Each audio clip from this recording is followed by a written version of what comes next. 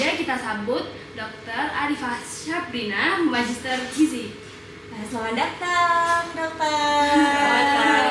Hari ini bisa datang ke podcast ini. Yeay. Kemana nih kameranya? Hai. Nah, gimana nih dok kabarnya nih dok? Lagi ngapain aja akhir-akhir ini? Kabarnya baik. Ngapain aja? Banyak. Yang pasti masih praktek, masih juga ngajar, mengabdi. Wah, sibuk banget ya dok, tapi dokter pasti buat nyempetin untuk sharing ilmu bareng Cimsa. Turun.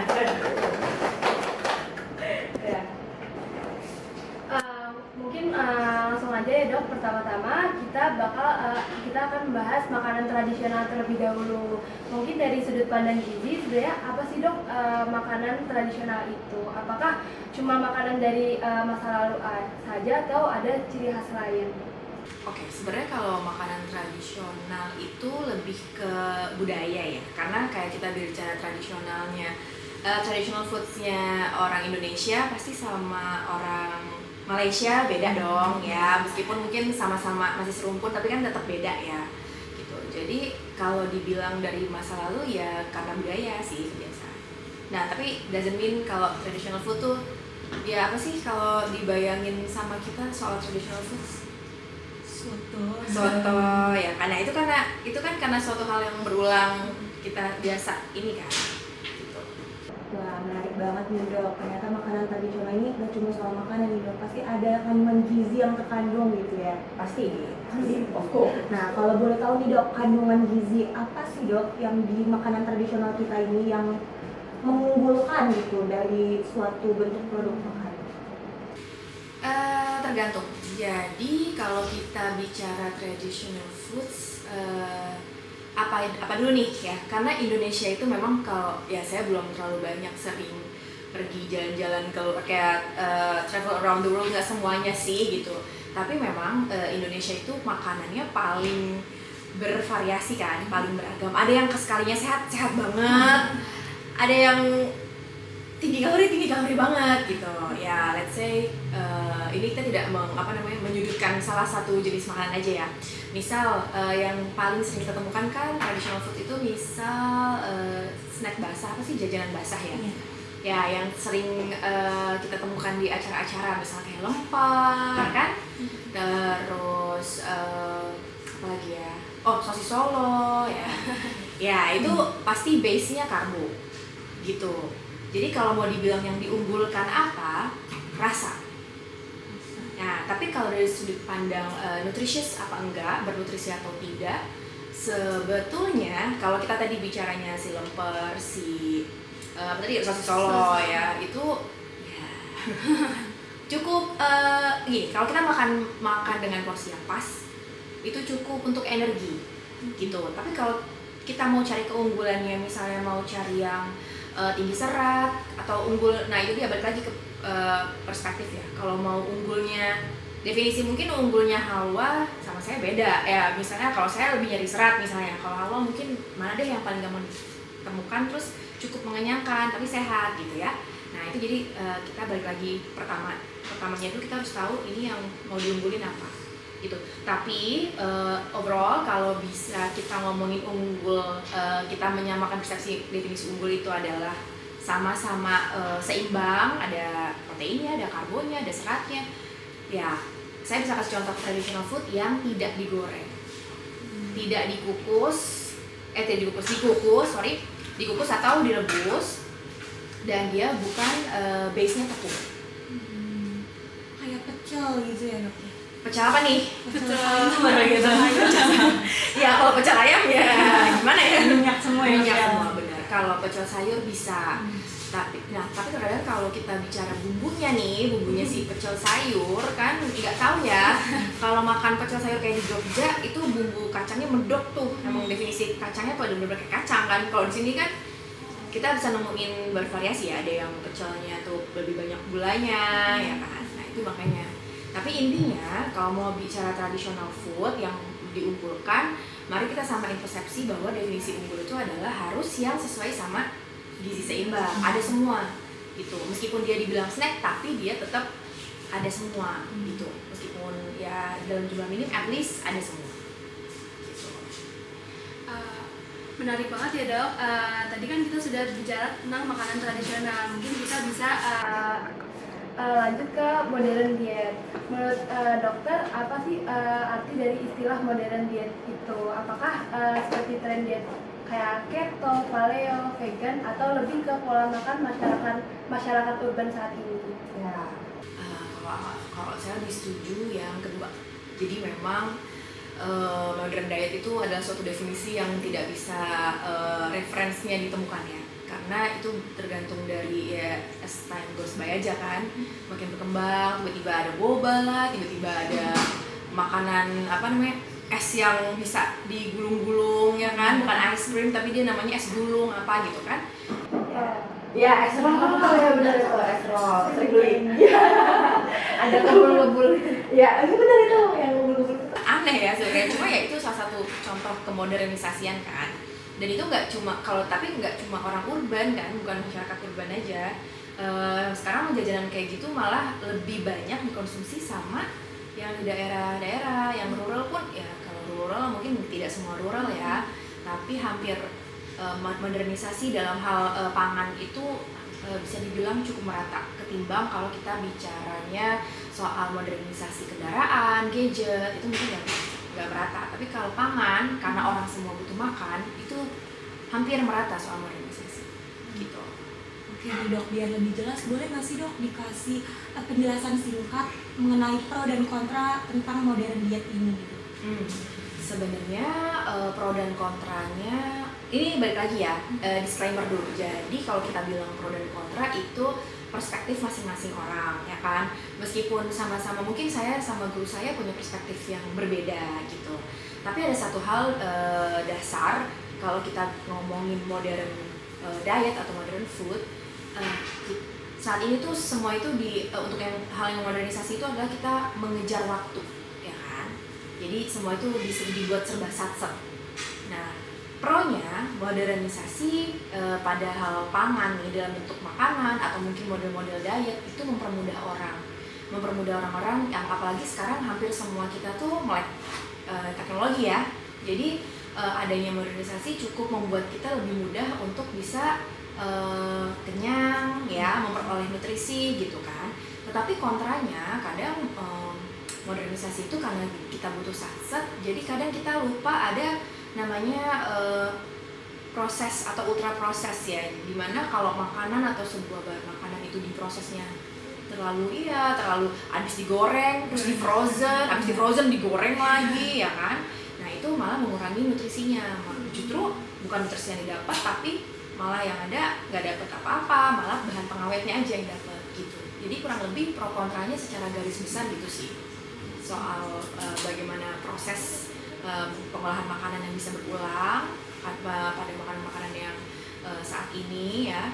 Itu kalau modern food. Tapi kalau kita bilang modern diet, nah itu hal yang berbeda, karena kalau food itu kan bahan makanannya, kalau diet kan pola makannya ya.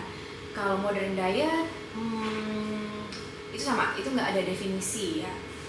Tidak ada definisi harafiah yang gimana sih definisi modern diet, kayak seperti kita membuat suatu definisi apa sih artinya pagi gitu. Kalau pagi semua orang udah tahu pagi itu di mana matahari terbit gitu kan. Nah kalau modern diet ya pronya pertama ya sekarang orang untuk sehat itu bisa lebih mudah.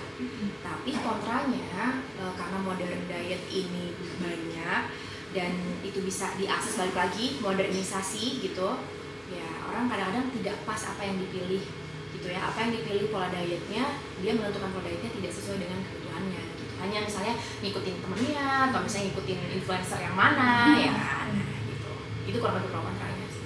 Oke baik dokter, ngomongin tentang pola makan modern, ada nggak sih dok ciri-ciri makanan yang bisa dibilang kurang sehat, ciri-ciri makanan modern yang bisa dibilang kurang sehat?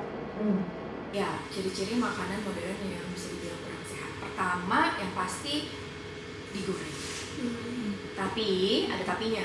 Digoreng pakai apa dulu? Ya, pakai minyak misalnya, minyaknya yang kayak gimana gitu kan. Yang kurang sehat ciri makanan yang digoreng dengan minyak yang berulang.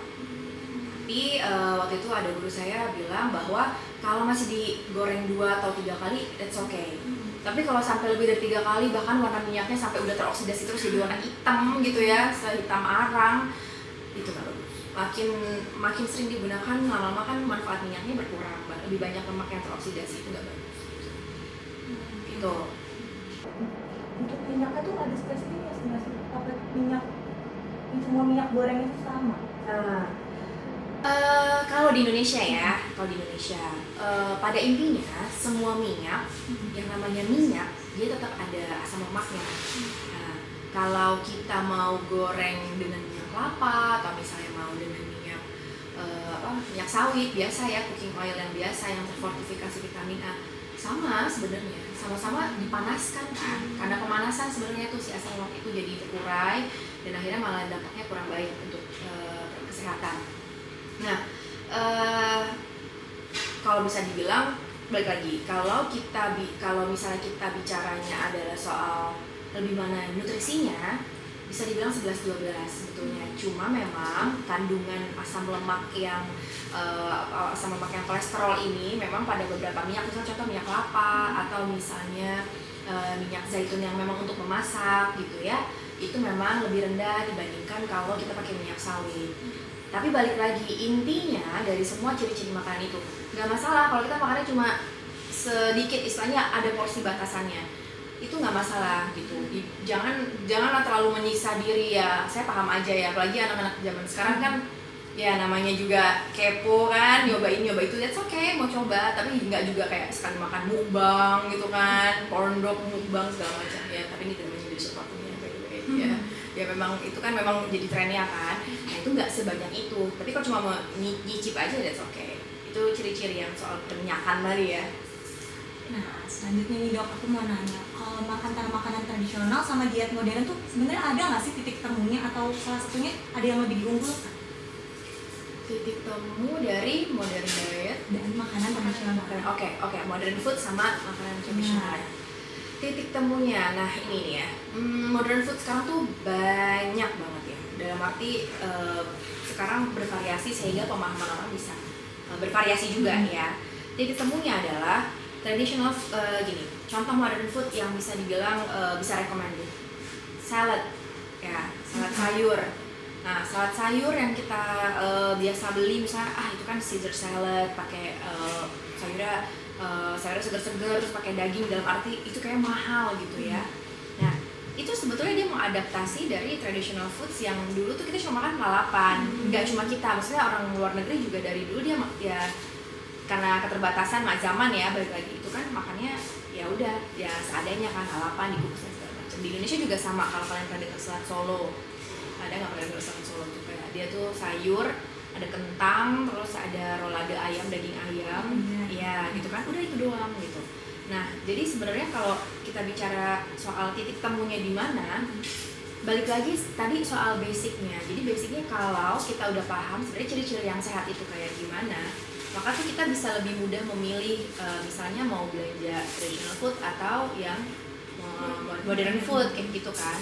Jadi bisa dikatakan bahwa jawabannya kalau kita bicara titik temu, maka kita ngomongin soal apa pilihan kita ya, pilihan dalam memilih, misalnya dia mau yang kukusan gitu, gorengannya jangan terlalu manis. Itu juga tadi tuh belum bahas ciri-ciri makanan yang modern food yang kurang sehat ya, tuh kurang yang gulanya deh ya, terlalu manis, terlalu asin, digoreng, sama terlalu berasa. Tapi bukan berarti yang sehat itu yang hambar, enggak juga ya. Itu ada apa maksudnya, terlalu kan, ada kata-kata depannya terlalu. Jadi kalau terlalu itu yang nggak sehat. Nah itu, jadi kalau kalian mau mengadop makanan dari versi yang modern atau yang tradisional, ya tengah-tengahnya adalah lo carilah yang tadi, memenuhi syarat-syarat tadi. Gitu. Oke, baik, menarik banget ya dok. Selanjutnya kita bakal main mitos atau fakta. Jadi nanti aku sama Selvi akan memberikan beberapa pertanyaan yang sering banget ditanyakan. Nanti dokter bisa klarifikasi itu mitos atau fakta. Baik, mungkin yang pertama, apakah nasi itu jahat? Enggak. nasi itu tidak jahat, itu mitos berarti ya, mitos. Nah, itu mitos. Harus dijelasin namanya. Oh iya. Ya. Kenapa? Karena nasi itu pertama dia adalah karbo kompleks yang memang berenergi. Balik lagi permasalahannya adalah tergantung kondisi kita, kondisi individu ya. Terus sama satu lagi adalah berapa banyak. Ya, balik lagi ke 3J. Kalau teman-teman pernah dengar 3J, jenis, jumlah, sama jadwal. Dia tidak akan jadi jahat kalau pertama kita memilih jenis nasi yang baik, jumlahnya juga kita cukup ya, terus sama jadwalnya teratur gitu. Dia akan jadi jahat kalau misalnya tadi pagi habis makan nasi, jam 10 lapar belinya nasi ayam goreng, nanti pas jam 12 isoma beli lagi nasi goreng. Nah, jahat tuh. Itu saya dong. Ya, berarti yang jahat bukan nasinya. Ya. Tapi mau bilang apa ya? Oke, selanjutnya nih dok, haruskah saya berhenti makan roti sepenuhnya? Mitos. Ya, tapi depends on 3J lagi. Iya, 3J lagi ya. 3J itu harus selalu terngiang, tolong diingat-ingat ya. 3J itu penting, jenis, jumlah, sama jadwal. Jenis rotinya apa? For your information ya, kalau kalian mengagung-agungkan roti gluten free ya, tapi kalian makan tiap hari, gantinya nasi sama aja. Jadi dia tidak mengurangi karbo atau mengurangi kalori yang kalian pikir itu adalah menu diet yang lebih aman dibanding nasi, no. Ya, terus kemudian tadi soal jenis ya, jenis roti, rotinya jenisnya juga termasuk jenis bagaimana cara memasaknya. Kalau lebih banyak di rotinya roti bakar, ya itu tentu apa ya namanya, jadi jahat ya gitu. Kenapa? Karena dibakar. Terus juga habis itu jadwalnya ya, jadwal kapan makan roti. Karena roti selain ada, karena dia kan sebetulnya dari gandum kan kalau roti yang kebanyakan. Nah itu juga ada efek yang kurang baik untuk pencernaan kalau makan dalam jumlah berlebih, betul. Apalagi tadi kalau rotinya udah dibakar, udah ada reaktif oksigen spesies itu apa ya? Bahasa awamnya itu prooksidan juga bukan bahasa awam. Ya pokoknya ada zat yang tidak baik kan hasil dari pembakaran, apalagi kalau bakarnya roti bakar yang masih dikipas, dilarang, atau dia pakai itu margarin yang makan roti bakar. Ini biasanya roti bakar. Ini mohon maaf bukan disclaimer lagi, bukan kita menunjukkan yang lain, roti bakar Bandung misalnya. Ya kan? Iya kan, biasanya roti bakar Bandung tuh udah pakai margarin terus ditaruh terus. Ya itu. Terus habis itu tadi jadwalnya. Jadwal dan jumlahnya. Balik lagi ke 3J sebenarnya. Ya. Nah, tadinya apakah makanan organik selalu lebih baik? Organik ya. Bisa dijawab mitos, bisa dijawab fakta sih. Tergantung dari mana hasil organiknya. Karena hasil riset itu membuktikan kalau organik ini didapatkan dari tanah di area sekitar Jakarta dan sekitarnya. Memang tanahnya tidak bisa dikatakan, karena kan definisi organik itu dia tidak memakai pestisida, kan tidak pakai bahan-bahan kimia. Tapi hati-hati dengan tanah yang terkontaminasi gitu. Tapi kalau teman-teman dapat organiknya yang tempatnya jauh lebih baik tanahnya, contohnya area pegunungan ya kan, area mana gitu, area yang lebih istilahnya memang lebih sedikit pembangunan industrinya gitu, itu bisa dikatakan lebih baik. Karena balik lagi soal kontaminasi di tanah. Nah yang terakhir nih dok, banyak banget nih orang-orang yang struggle gara-gara ini. Gimana sih dok cara kita mulai pola makan, padahal kita nih tiap hari makannya junk food terus? Kita ya? Iya sih, aku juga nih kayaknya dia suka junk food, suka nggak sadar nggak sih kayak ini suka junk food ya gitu kan. Oke, balik lagi, aku bertanya balik nih, apa sih yang mau dikejar? Kalian kita ini makan atau menetapkan pola makan tuh apa sih outputnya? Apakah hanya untuk kenyang atau apa? Coba merepresentasikan para halayak ramai 1.000 orang di sini. Diet gitu dok, yang paling sering kan diet tapi makannya dia nggak makan nasi tapi makannya yang junk food gitu. Dietnya tujuannya apa? Kurus dok kalau diet mah. Buat kurus ya. Memang orang tuh rata-rata menetapkan pola makan untuk kurus atau buat sehat kan gitu. Pertama, jangan lupa kalau kita mau diet, mau punya badan bagus, kita mau sehat, Atau kalau perempuan-perempuan tuh nantilah ya seumuran saya 17 tahun ke atas. Kita semua 17 tahun ke atas ya. Lupa. Ya mungkin 25 tahun ke atas. Itu maunya anti aging ya kan, maunya kulitnya kayak Song Hye Kyo misalnya ya kan. Itu bukan cuma makan. Pertama, soal pola tidur ya. Coba para mahasiswa kedokteran yang mungkin menonton acara ini coba sesulit-sulit, sesibuk-sibuk, sedesperate-nya Anda, tolong tidurnya tetap di atas sebelum jam 11 malam ya. Terus yang itu, dan itu bukan cuma satu hari atau misalnya dalam seminggu oke, besoknya berantakan. Nah, terus yang kedua soal hidrasi, air putih. Yang ketiga baru soal pola makan. Nah, lalu tadi gimana diet yang sehat? Balik lagi ke 3J. 3J dulu yang pertama, jenis, jumlah, jadwal. Jenisnya harus semuanya ada dalam satu kali makan. Semuanya ada sayur, ada proteinnya, ada karbonnya ya, terus ada lemaknya. Kalau proteinnya boleh nabati, boleh hewani. Nah, itu untuk jumlahnya tergantung kebutuhan masing-masing gitu. Itulah gunanya kenapa kita mahasiswa kedokteran diminta untuk mengedukasi kan, karena tadi soal jumlah itu nggak bisa teman-teman cuma dari podcast ini terus jadi disuruh makannya 5 sendok makan nasi ya, itu nggak bisa berlaku untuk orang yang kurus, untuk orang yang lagi mau naikin berat badan, itu nggak bisa berlaku dong gitu. Jadi kalau untuk jumlah itulah mengapa kalian harus mengkonsultasikan diri ke dokter. Dokter umum pun bisa kan ngitungnya kan gitu kan. Nah, terus kemudian yang ketiga adalah jadwal. Dari 3J tadi ya, jadwal. Hal pertama, kalau kalian mau benar-benar diet yang sukses, jadwalnya harus jelas. Bangun jam 6 pagi, jam 7-nya makan, ya udah besok, setahun, 2 tahun, 3 tahun, seterusnya jam 7 harus makan. Gitu. Begitupun makan siang, makan malam, dan gitu. Nah itu. Terus yang terakhir adalah soal mengontrol stres. Nah, mengontrol stres itu bukan cuma stres psikis, tapi juga stres fisik. Gitu. Stres fisik cara mengontrolnya dengan aktivitas fisik, olahraga. Ya, olahraga juga harus konsisten. Daripada kalian pilates, tapi sebenarnya pilatesnya cuma bisa 1 bulan ini, bulan depannya ada oski, ada soka, ada ujian nasional, ada bla bla bla. Nggak jadi lagi pilates. Better kalian jalan pagi. It's much better than pilates yang cuma sebulan tapi jalan pagi yang tiap hari. Itu ya. Nah, terus kedua yang terakhir adalah stres psikis. Stres psikis itu adalah the way kalian mengkontrol diri ya. Kalau memang butuh bantuan, ask for help. Mau ke dokter atau mau minta tolong untuk bercerita, untuk sharing aja dan sebagainya. Tapi tadi komponen untuk kalau teman-teman mau menerapkan pola diet yang sehat atau yang berkelanjutan, ya itu diterapin semua. Luar biasa banget ya dok, banyak ilmu yang baru kita dapat dari dokter Sabrina, mulai dari makanan tradisional, modern diet dan makanan modern juga. Benar banget nih dok, makasih banyak banget ya dok atas waktunya dan sharing-sharingnya nih, bener-bener menarik dan bermanfaat banget buat kita.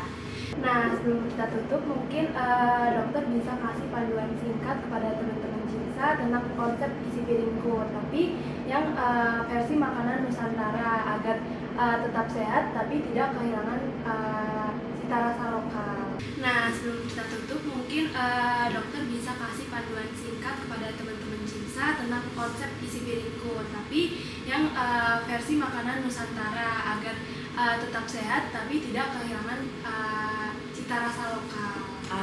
Oke. Wah, menarik nih ya. Kalau isi piringku, balik lagi isi piringku hanya bisa diterapkan pada orang-orang yang sehat. Ya, jadi itu dulu pesannya. Jadi kalau teman-teman merasa bahwa teman-teman sehat, badannya cukup untuk di maintenance saja, tidak dalam program menguruskan badan karena kelebihan berat badan, itu boleh pakai isi piringku. Nah, contoh isi piringku.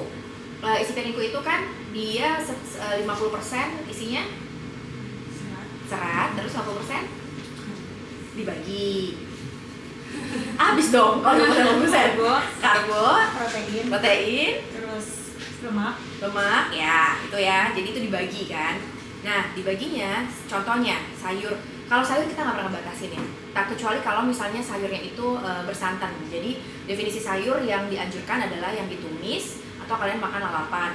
gitu, atau sayur sop bening-bening. Kita jarang sekali merekomendasikan untuk yang bersantan atau misalnya yang terlalu banyak ditumis dengan minyak ya.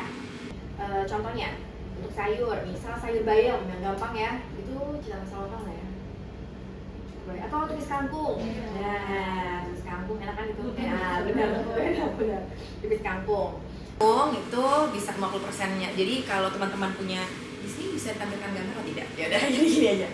Ya udah, makanya intinya kalau dia piringnya bulat ya, itu hampir setengahnya itu adalah si kangkung. Terus habis itu sepertiganya adalah si nasi. Nah, terus habis itu ada nasinya boleh nasi putih, nggak apa-apa, nggak masalah. Tapi balik lagi itu soal ukuran. Tapi umumnya, aduh nih boleh brand juga ya. Jadi nasi itu kan umumnya dia hanya sekepal. Ini balik lagi tapi untuk yang sehat ya gitu, bukan yang lagi nurunin berat badan, itu berbeda lagi takarannya. Sekepal tangan gitu. Adalah sebuah brand restoran yang itu sudah bukan ditetapkan, tapi memang kepalan tangannya pas tuh sesuai sama anjuran. Nah itu, tapi nggak boleh nyebut mereka, nanti kita di belakang aja. Ya, makanya dia intinya harus kepal. Nah, sekepal tangan. Terus habis itu ditambah sama lauknya ya. Lauknya bisa tahu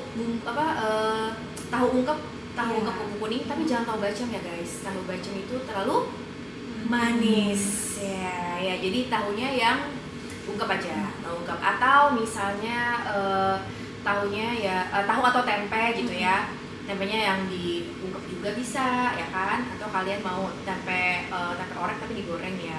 Nah ya, tapi boleh aja, tapi asalkan prinsipnya satu jenis saja yang digoreng. Misalnya kalau udah tempe orek, berarti kalian makan ayamnya ya di grill chicken, ayamnya ya cukup dada ayam misalnya di grill dengan sedikit oil dan sedikit minyak, terus udah, itu contohnya. Tapi kan kalau grill chicken bukan ada kalau ya sate taichan. Iya. Nah, tapi nggak 10 tusuk juga sebenarnya. Iya. Ya cukup 5 atau karena kan gimana pun sate taichan kita nggak tahu ya itu ukuran dagingnya ya. Ya itu kurang lebih. Jadi tadi contohnya kalau buat makan siang atau kalian habis ini mau beli makan ya kan, ya misalnya tadi nasi putihnya sekepal tangan, sayurnya tidak terhingga, boleh selama tumis sop bening gitu. Terus habis itu sama tahu atau tempe. Terus misalnya ada ayam, atau kalau misalnya nggak bisa beli ayam karena misalnya habis gitu, kalian boleh pilih ikan atau telur, nggak masalah gitu. Kalau telur misalnya dua telur boleh, atau ikannya 1 ekor kayak ikan kembung goreng misalnya. Tapi tadi balik lagi prinsipnya, kalau udah dibuat isi piring begitu adalah tidak boleh lebih dari 1 jenis makanan yang digoreng gitu. Jadi kalau udah ikan goreng ya makannya lalapan, jangan pakai sambelnya kan digoreng. Kalau mau cabai rawit cemilin. Nah itu udah paling benar gitu. Makasih ya dok, keren banget nih. Jadi teman-teman Cimsa, intinya tuh bukan soal ikut-ikutan ya, tapi gimana kita tuh harus realistis, untuk makan itu harus sehat dan tetap sesuai dengan budaya Indonesia. Oke baik, mungkin sebelum kita pamit, mungkin kita bisa jalan bareng dulu ya dok. Oh boleh. Dan benar sih sama kan? Kalau kita yang di activate, Cimsa. Oh oke. Oh iya oke. Apa-apa nih? Di Activate Cimsa.